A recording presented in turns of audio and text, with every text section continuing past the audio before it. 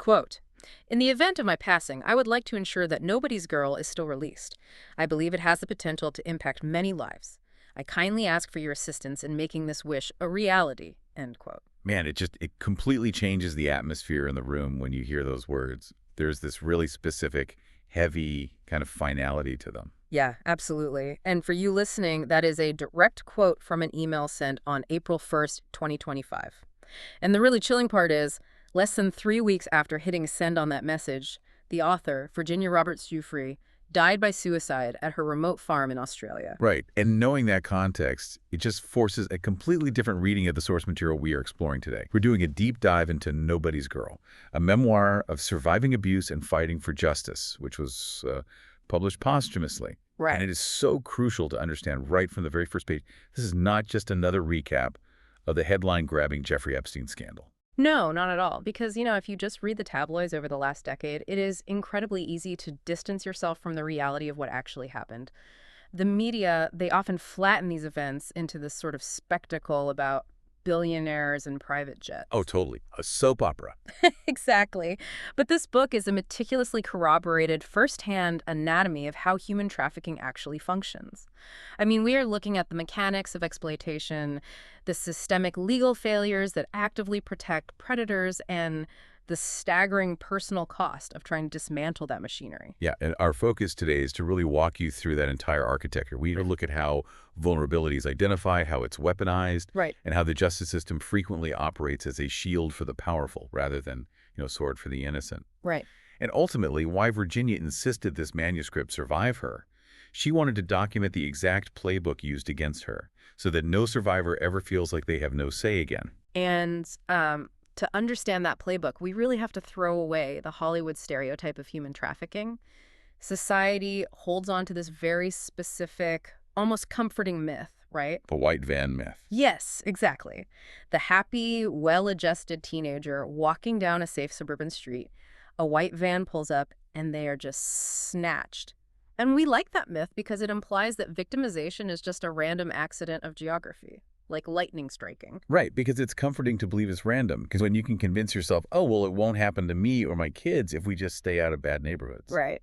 But the reality documented here is far more clinical. It is not a random snatch and grab. It is an organized, systematic acquisition of the already wounded. Serial sexual abuse on an international scale. Yeah. It doesn't happen in a vacuum. It requires a highly specific supply chain. Yeah, when I first read this, I kept thinking of predators as sharks sensing blood in the water. But honestly, that almost gives them too much credit for instinct. It's more like a corporate scouting process. That's a really good way to put it. Because if you look at the blueprint of Virginia's vulnerability, you see exactly what they were shopping for. Long before she ever crossed paths with Epstein or Ghislaine Maxwell, her internal compass had been systematically broken by the very adults who were tasked with protecting her. Yeah. She experienced horrific childhood abuse by a family friend and then by her stepfather. She was neglected, abandoned, and eventually placed in this teen rehab facility called Growing Together.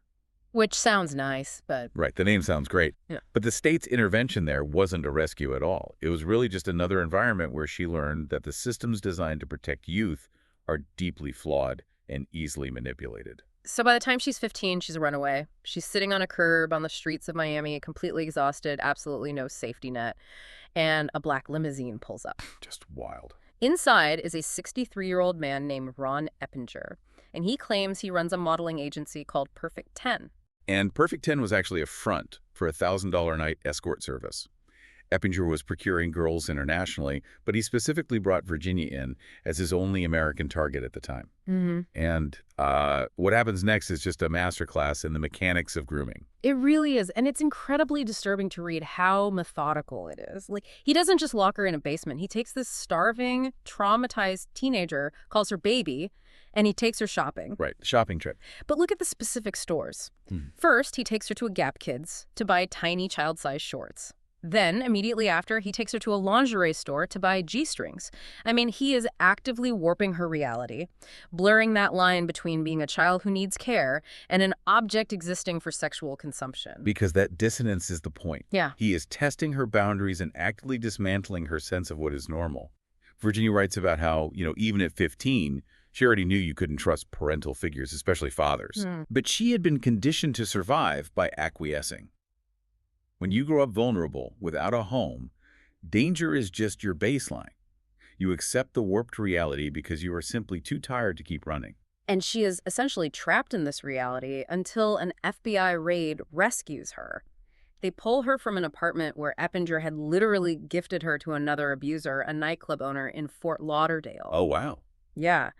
But even though the FBI pulled her out of that physical room, the psychological damage was already fully installed. Which is the critical factor for when she eventually arrives at the Mar-a-Lago spa in 1999.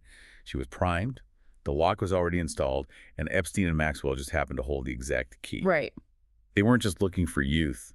They were looking for girls whose boundaries had already been completely obliterated. Girls who desperately wanted a better life but had absolutely no one in their corner to, check the math on the opportunities they were being offered. And that perfectly brings us to the actual architecture of the psychological captivity she endured with Epstein and Maxwell.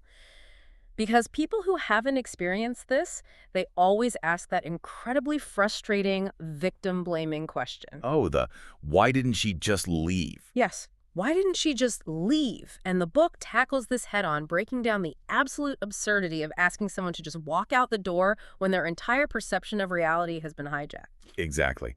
The mechanism at work here is forced complicity. The physical abuse was obviously devastating, but the psychological abuse was the glue that held the entire operation together. Epstein and Maxwell were experts at throwing out false lifelines. Yeah. They didn't just demand compliance, they manufactured this twisted sense of debt. If a girl mentioned she wanted to be a dancer, boom, Epstein suddenly became the benefactor offering dance lessons. If she wanted to paint, he provided canvases and promised introductions to the art world. So he basically weaponized their own dreams against them. And Maxwell's role in this was honestly, arguably even more insidious, because she played this highly manufactured role of the den mother. Virginia describes this one moment where Maxwell is posing her naked by the pool. And she's gently adjusting her hair, treating her with this bizarre, almost tender attention to detail.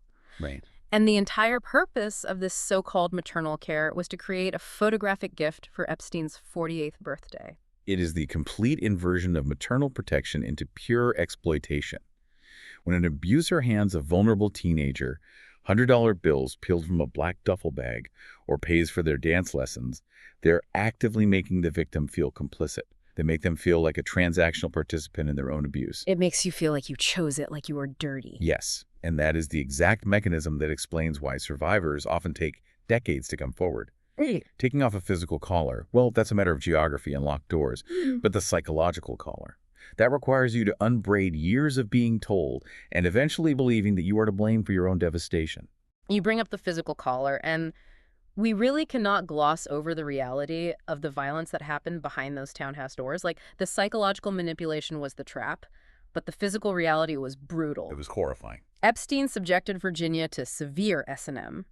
He used a metal-studded leather collar that wrapped around her neck, ran down her spine, and chained her hands and feet together. She describes being hogtied to the point of agonizing pain, just praying her body would black out. And the terror was compounded by the fact that Epstein was actively trafficking her to some of the most powerful men on the planet. This wasn't just a closed loop between the three of them. Right. She details an encounter on his private island with an unnamed prime minister. And the violence she experienced there escalated far beyond assault. He violently choked her until she lost consciousness. He laughed while he did it, becoming visibly more aroused the more she begged him to stop. She woke up bleeding and genuinely believed she was going to be murdered on that island. But she did manage to escape. In 2002, during a trip to Thailand, she finally slips that psychological collar. She's at a Muay Thai fight, and she meets a man named Robbie Giuffre. They share a tuk-tuk ride, and she experiences something she hasn't felt in years, just a genuine mutual attraction that has absolutely zero transactional strings attached. It was a glimpse of a normal life. They moved to Australia, they had 3 children together, and she focused entirely on building a clean environment. She writes about the simple act of buying crisp new sheets and towels. Oh, I remember that part. Yeah, this profound physical need to make her world feel clean after being made to feel inherently dirty for so long. But as we see, escaping the abuser physically does not mean the past is done with you, especially, and this is a huge part of the story, especially when the United States justice system gets involved. We really need to look closely at what happened in 2008 because it is infuriating. Oh, it makes your blood boil. Virginia is living in Australia, trying to be a normal mother, and she is hit with a massive legal bombshell. She discovers a secret non-prosecution agreement, or NPA. The 2008 NPA is just a pivotal, anomalous moment in legal history. U.S. Attorney Alex Acosta orchestrated this deal entirely behind closed doors. Usually, non-prosecution agreements, they're used in complex corporate fraud cases, to get companies to cooperate. Right, white-collar stuff. Exactly. Using it in a sprawling serial sexual abuse and trafficking case was highly irregular. It resulted in Epstein serving a mere 18-month sentence, and with daily work release where he could just go to his office. Unbelievable. And crucially, it provided broad, sweeping immunity to his co-conspirators, both named and unnamed.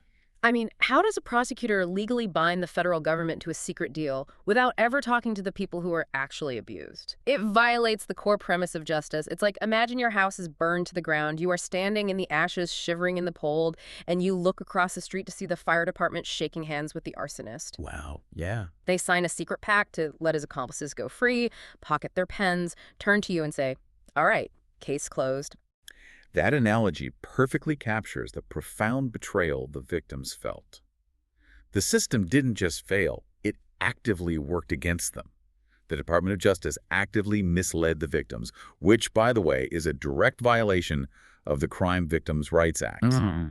They told Virginia there was no trial, that the government had already made a deal, and then simply asked her, "What's your number?" Meaning, what is the dollar amount she wants for a civil settlement? So in 2009, she files a civil suit under the pseudonym Jane Doe 102. She settles for $500,000. And society is incredibly quick to judge victims who take financial settlements. People immediately assume it means they were just in it for the money, or that the money somehow erases the crime. But look at the context here. She was a young mother who had been structurally locked out of justice by a secret federal agreement. She had absolutely no legal avenue left to put him in prison, so she took the settlement, and she is very transparent in the book about what that money did. Yeah, the house. Right. It bought a brick, 3-bedroom house in a quiet suburb in Glenning Valley, Australia. It bought a tiny sliver of physical security for her children that had been entirely stolen from her own childhood. But the anger over that 2008 NPA, it didn't go away. The realization that the highest levels of the legal system were actively protecting the predators, that became the catalyst for the next phase of her life. She realized she couldn't just quietly move on and tend to her garden because the abusers were winning. Exactly. And that outrage is what pulled her out of the shadows and transformed her from a silent survivor into a very public warrior. But stepping onto that battlefield required an entirely new kind of endurance. Let's examine the legal strategy used against her during what the book refers to as the year of the deposition in 2016. She sued Ghislaine Maxwell for defamation, and Maxwell's legal team employed this tactic of just aggressive, paralyzing evasion. No, Maxwell didn't just sit there and plead the Fifth Amendment to every question, right? Because pleading the Fifth can actually carry certain negative inferences in a civil case. So how did she manage to derail the deposition? She played aggressively oblivious. She would claim not to recall the most basic, undeniable facts of reality. It is a deliberate strategy to exhaust the plaintiff's legal team and burn through the clock. Virginia's lawyer, Sigrid Macaulay, was forced to strip the deposition down to the absolute floor. To basics. Yeah. To establish any kind of substantive baseline on the record, Macaulay literally had to look at Maxwell and ask, "Are you a female?" That is insane. It is psychological warfare masquerading as a legal proceeding. It forces the victim to sit there and watch their abuser blatantly mock the concept of truth. But the tide finally begins to turn in 2018. The Miami Herald publishes a massive investigative series called Perversion of Justice by journalist Julie K. Brown, accompanied by video interviews by Emily Michaud. And we really have to ask why this specific piece of journalism shifted the paradigm. When there had already been years of tabloid rumors about Epstein. The difference was the focus. Tabloids focused on the salacious details of the wealthy men involved. Julie K. Brown focused entirely on the women. She did the grueling work of tracking them down and verifying their accounts. The reporting forced the public and the legal system to view these survivors as three-dimensional human beings, not just footnotes in a billionaire scandal. And the impact was undeniable. I mean, the series drove 9.5 million unique visits to the website.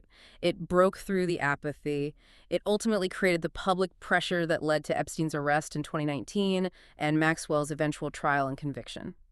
And it set the stage for 2022, when Virginia secured a massive settlement with Prince Andrew, extracting a formal public acknowledgement that she had suffered as an established victim of abuse. From a purely strategic standpoint, it was an astonishing victory. A woman who started as an abandoned runaway managed to help dismantle an international trafficking ring protected by literal royalty and federal prosecutors. I hear that, and I recognize the monumental scale of what she achieved, but reading this memoir, I genuinely struggle with the cost of that victory. Yeah. We list these milestones, the deposition, the articles, the settlements, as if it's a triumphant timeline.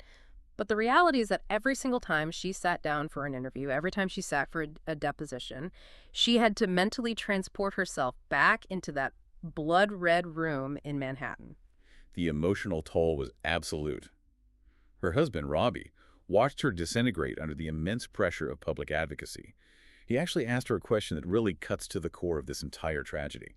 He asked, how are you supposed to get better if you never come home from the war? Is it fair? I mean, is it actually justice? If, in order to hold monsters accountable, society requires the victims to repeatedly tear open their own wounds on global television.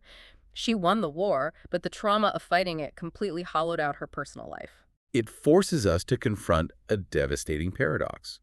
She brought down giants, but the trauma compounded. And that brings us to the final, tragic conclusion of the book. In January 2025, Virginia reached out to her collaborator in a state of extreme distress. She sent photographs showing her face heavily discolored and swollen. She had been severely assaulted by Robbie, the man who was supposed to represent her safe harbor. And the police in Western Australia didn't charge him. Instead, Robbie made his own allegations, which resulted in a restraining order that legally cut Virginia off from her children. For a woman whose entire existence, her entire drive to buy that burnt house and fight these billionaires was defined by wanting to protect her kids, this was a lethal blow. The compounding weight of public trauma and private betrayal was simply too much. On April 5th, she released a public statement. She wrote, I was able to fight back against Ghislaine Maxwell and Jeffrey Epstein, but I was unable to escape the domestic violence in my marriage. I can no longer stay silent. And less than 3 weeks after releasing that statement, she took her own life. It is incredibly important to note the integrity of the publication process here. Her brothers were the ones who insisted the memoir be published with the full, unvarnished context of the domestic abuse and her suicide. Right, they didn't hide it. No, because they knew that if they omitted it, critics or defense attorneys would eventually use it to claim she was hiding things or that her life was a lie. By presenting total transparency, they ensured her credibility remained bulletproof. They understood that demonstrating the compounding, lifelong nature of trauma is vital to holding all abusers accountable. And the book proves that the fear she lived with was not historical. It remained a present, active threat until the very end.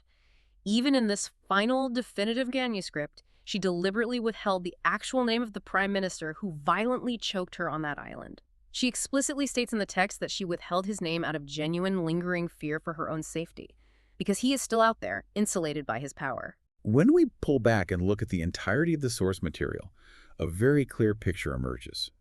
Trafficking relies on a highly organized exploitation of pre-existing vulnerability. It requires that supply chain of broken boundaries we discussed.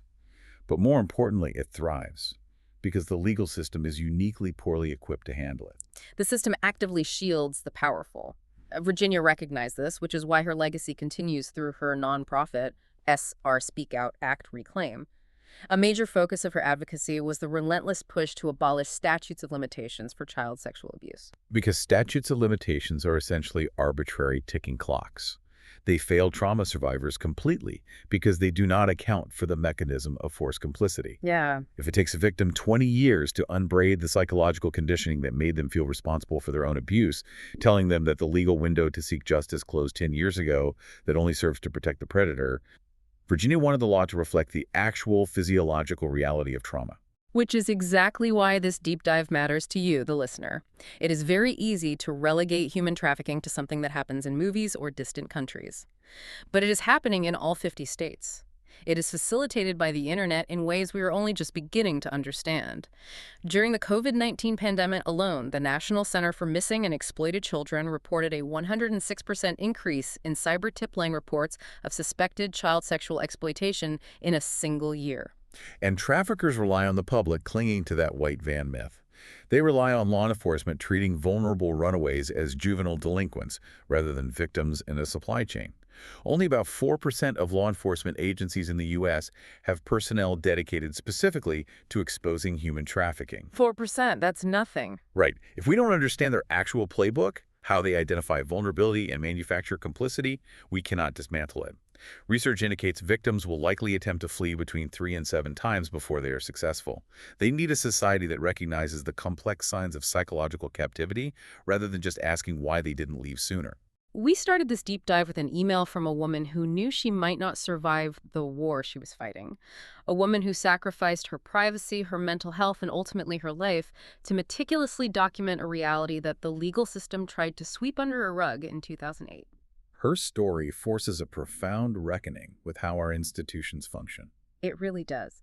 And it leaves us with a critical question for you to consider. If our justice system requires survivors to completely immolate their own lives, to repeatedly bleed out on the public stage, endure aggressive depositions, and sacrifice their own peace just to hold obvious, serial predators accountable, is it truly a justice system? Or is it simply a war of attrition designed to protect the powerful? Consider how we, as a society, might fundamentally redesign the pursuit of justice. Because until the burden of proof and the burden of pain no longer rests solely on the shoulders of the broken paper, we're just waiting for the next email from someone begging to make sure they still have a say when they're gone.